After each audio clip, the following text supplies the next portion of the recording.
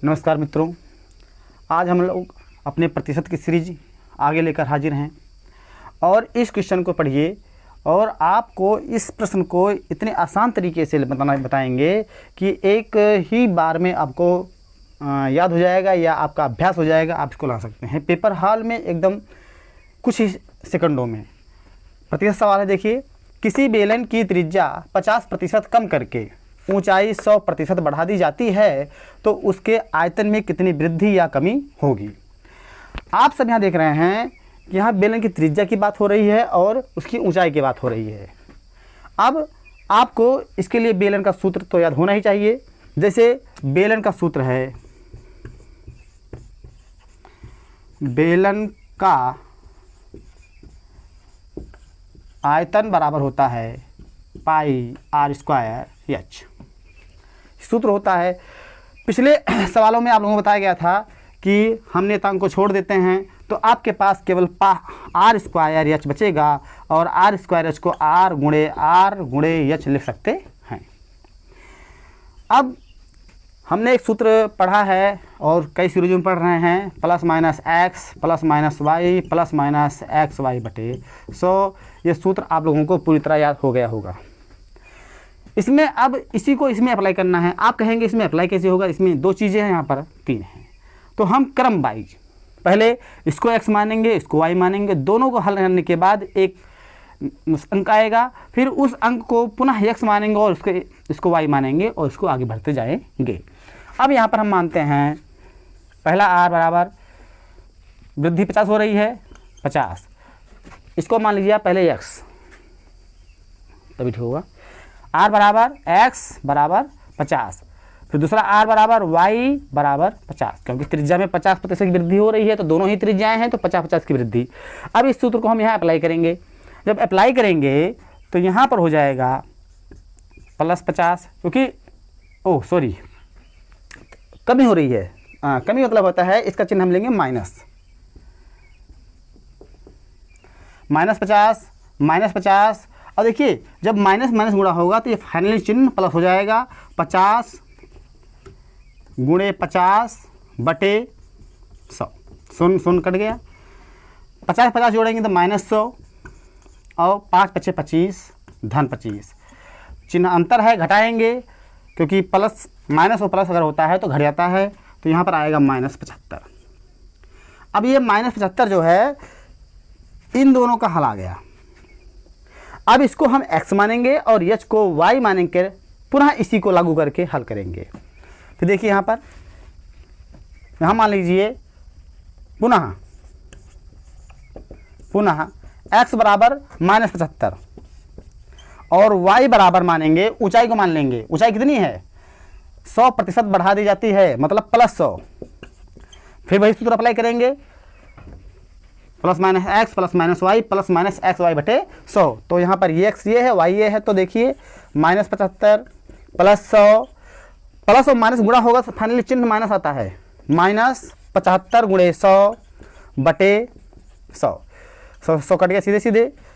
अब 100 में 75 घटेगा तो यहाँ बचेगा 25 और ऋण 75। अब 75 में से 25 घट जाएगा क्योंकि धन है, तो आ जाएगा ऋण 50। यही आपका हो गया फाइनली।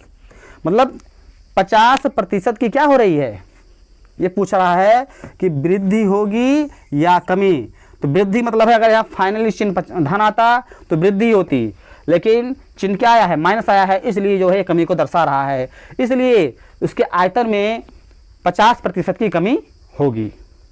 इस तरह हम देखते हैं कि ये सूत्र आपको मैं पिछली 3 क्लासों में बता चुका हूँ। इस सूत्र के द्वारा आप मेंसुरेशन में हो या कहीं और सवाल दिया गया हो, किसी संख्या पे डायरेक्ट दिया गया हो, तो आप इसको हल कर सकते हैं। और ये हर एग्जाम में इसमें एक क्वेश्चन इस तरह आपको मिलेगा और इसे सूत्र पे ही मिलेगा। इस सूत्र पे ही आपको एक प्रश्न मिलेगा। ये थोड़ा लेवल हाई है और पिछली क्लासों में हमने जो और सवाल बताए हैं उनका लेवल थोड़ा डाउन है। वो आपके एग्जाम के ऊपर निर्भर करता है कि एसएससी ग्रेड सी का एग्जाम है, ग्रेड डी का है या ग्रेड ए का है। ग्रेड सी या ग्रेड डी में नॉर्मली क्वेश्चन पूछे जाएंगे, ग्रेड ए में थोड़ा सा लेवल हाई करके या इस तरह से पूछा जाता है, लेकिन सबके मूल में यही लगा होगा। अतः आप इस पर जो है थोड़ा सा मेहनत करेंगे और इसको जो है अच्छी तरह तैयार कर लेंगे। अब हम अगले प्रश्न पर आते हैं। ये हमारा अगला प्रश्न है। हम देखते हैं कि अब उस सूत्र पर काफ़ी अभ्यास हो चुका है, plus minus x plus minus y और प्लस माइनस एक्स वाई बटे 100 पर।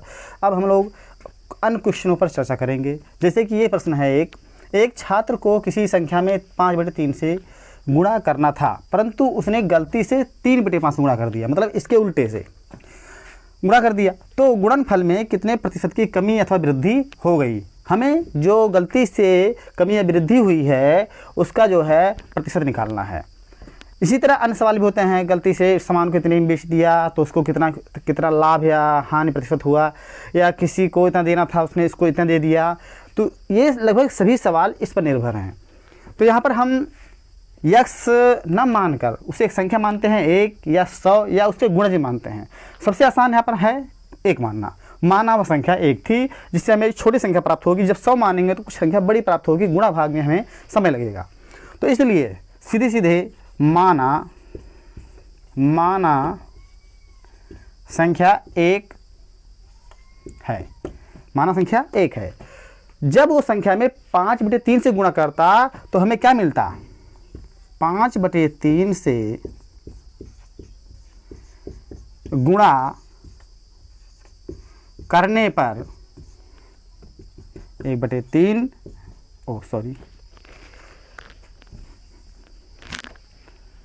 1 गुणे 5/3 आ जाएगा 5/3। अब उसने गलती से क्या गुणा किया? 3/5 से।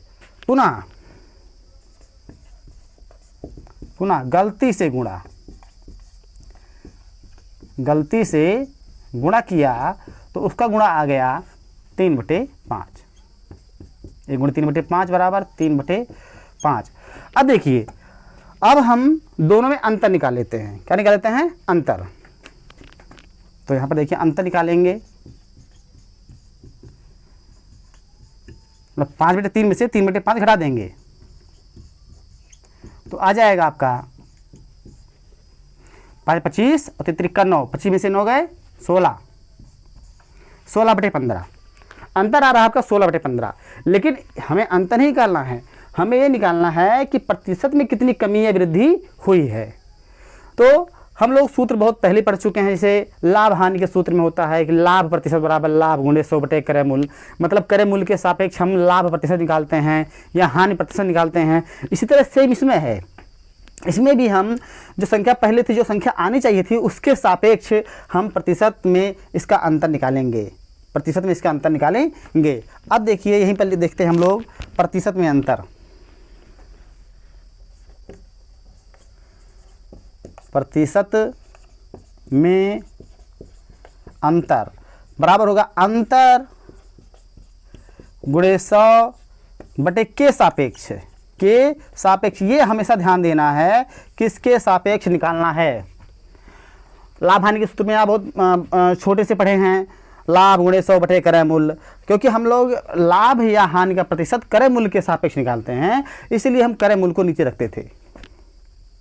इसी तरह आपको जिसके सापेक्ष निकालना है प्रतिशत लाभ या हानि, उसी सापेक्ष गिनती को नीचे रखते हैं। सीधे फंडा ये है कि जिसके सापेक्ष हमें निकालना है उसको नीचे रखना है। तो अंतर आपका आ गया है 16/15 गुणे 100, और किसके सापेक्ष निकाल रहे हैं? जो संख्या पहले आनी चाहिए थी, मतलब 5/3 के सापेक्ष कितनी वृद्धि या कमी हुई है। तो 3/5 यहाँ पे लेंगे। अब ये आगे हल करने पर आपको प्राप्त होगा 16/15 गुणे 100 और गुणे ये भिन्न पलट जाएगी। तो 3 से देखिए, 3 से नहीं कटेगा, 5 तिहाई 15, सॉरी मिस्टेक हो रहा है बहुत बड़ा। के सापेक्ष 5/3 ना 5/3 लेना है। ये के सापेक्ष किसके है? 5/3 के सापेक्ष निकालना है, ना कि 3/5 के। तो के सापेक्ष 5/3 है। तो आगे देखिए 16/15 गुणे 100 गुणे 3/5, ये पलट के नीचे वाली भिन्न पलट जाती है अगर भाग में होती है तो। अब देखिए 3 5 15, 5 दूनी 10, 0 0, 5 चौक 20, 16 चौका 64। मतलब संख्या में 64% की वृद्धि हो जाएगी।